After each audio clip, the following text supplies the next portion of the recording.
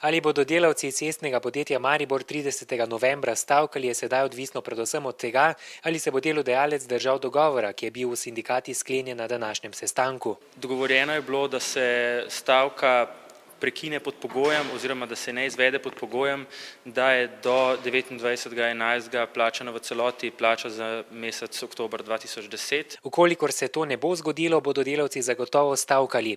Glede na to, da je CPM zadolžen za čiščenje približno 750 km državnih cest v okolici Maribora, pluženje pa izvaja tudi v približno 20 okoliških občinah, nas je zanimalo, ali je čiščenje morebitnih zasneženih cest v primeru stavke ogroženo. Glejte, po zakonu o javnih cestah določene omejitve pravice do stavke so, tako da v tistem delu, kot zakon predvideva, bo tudi, kar vključuje tudi to, kar sprašujete glede vzdrževanja in v bistvu čiščenja v primeru zimskih razmer, bodo te dejavnosti potekale.